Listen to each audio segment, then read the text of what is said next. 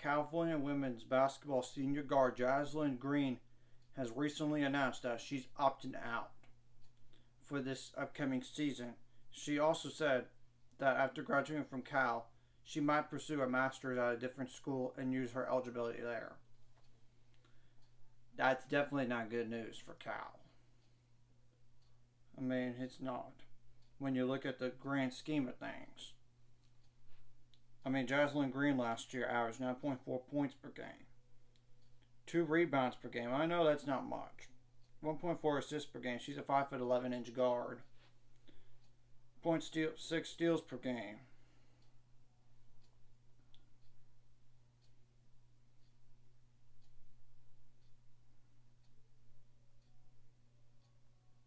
.2 turnovers per game. She shot 49 for 137 from 3, 35.8%, but shooting percentage wise, last year, she was like 69 for 184 overall, 37.5%. That needs to go up a little bit. That needs to go up.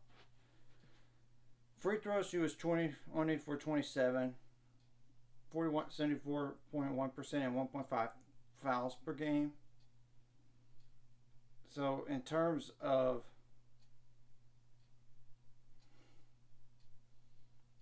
like what they bring back from last year,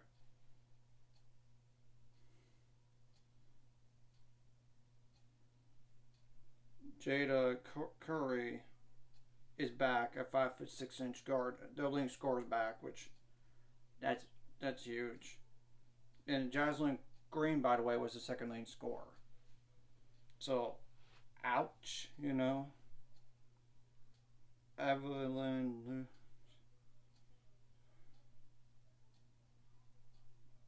Yeah, the third leading scorer is back though. That's helpful. And they were 11 and 13 last year, by the way.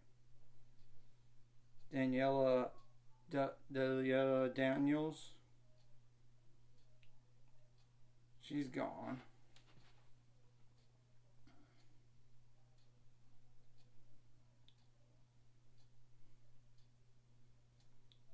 Liliana McIntosh.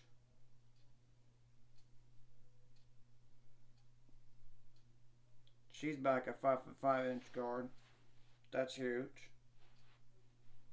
Oh, by the way, Evelyn is a 6'2" forward.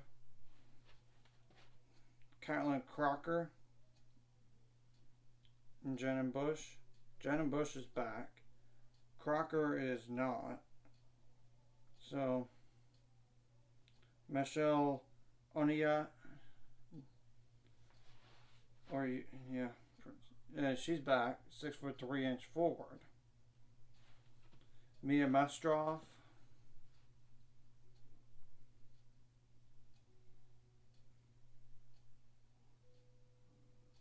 she's back, 5'11" guard. Alma Esnitz.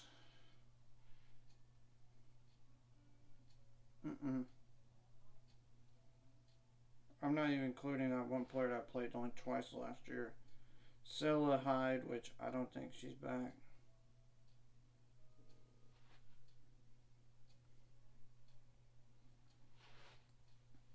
Actually, she's back. 6'7" center, so she only played 2 games last year, granted. Fatua Samb, she's gone. Ornella Muka, yeah, she's back. So Sierra Ricky or Richie. Yeah, they bring back most of them, but not all of them. They do miss some pieces, but on last year's roster. So, what does their knock-on consist of?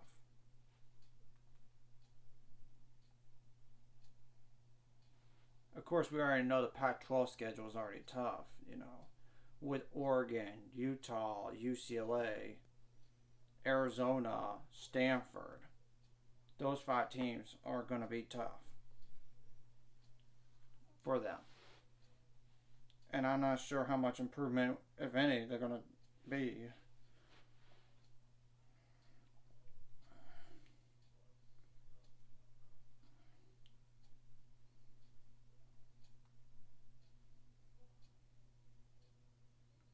And I'm pretty sure that's all the Pac-12 schools that are ranked are receiving votes.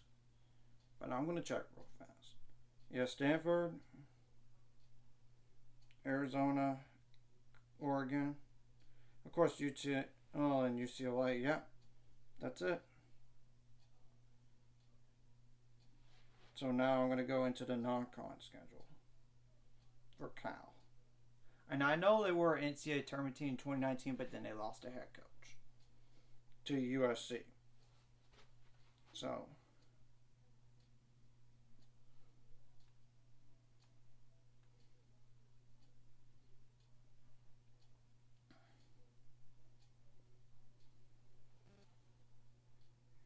trying to pull it up. Of course, Colorado made the NCAA tournament too, so that's 6 teams that are going to be tough. Not to say the others aren't or not, but I'm just saying. Okay, they play a key notable game at Notre Dame. That's going to be a loss. Okay, the first game is CSU Northridge, but then they play at Notre Dame. Actually, that was a neutral. It's a neutral site game. So then they got Idaho, but even in neutral site, Notre Dame's gonna win, probably more times than not. Then they got St. Mary's, and then they got Loyola Marymount, Montana, University of Arkansas Pine Bluff. SMU made the postseason last year as a WNIT team. Then I got Pacific, UCSD, which that's University like UC San Diego.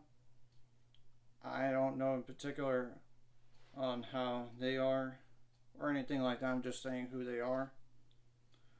Florida A&M, FAMU. Yep. Then I got at Stanford, of course. Then I got host Arizona. That's when they begin a Pac-12 plays that Stanford game. Then they host Arizona State. Then they host Stanford instead of going on the road to Stanford. They play them at home. That's tough. Then they go on the road to USC, which USC I don't know how much they're going to improve. Then they go on the road to UCLA. They host Colorado. Then they host Utah. Then they host Oregon. Then they host Oregon State.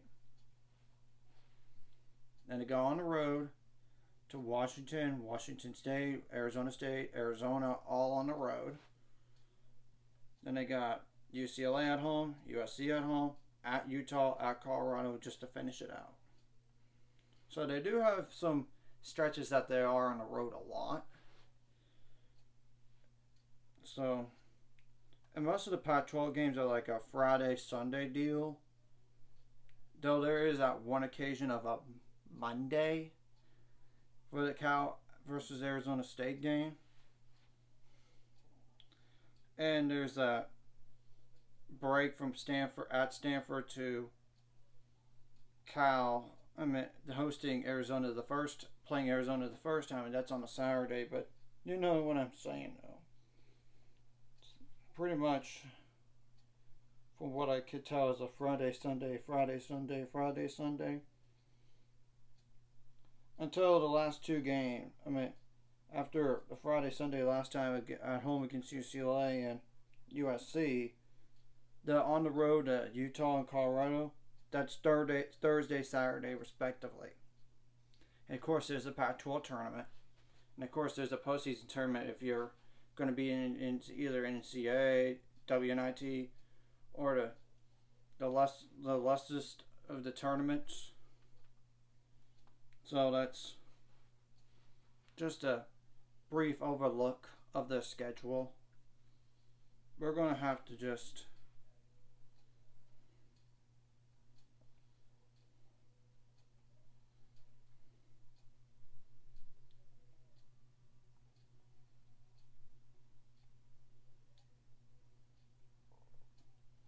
course, there's a women's basketball invitational as well, so that's another thing to keep an eye on. We'll have to just wait and see what happens to this team after losing their second lead score from last year. Anyways, I just want to break that down. Like and subscribe if you haven't already. Let's get to 400 subscribers and more by the end of this year.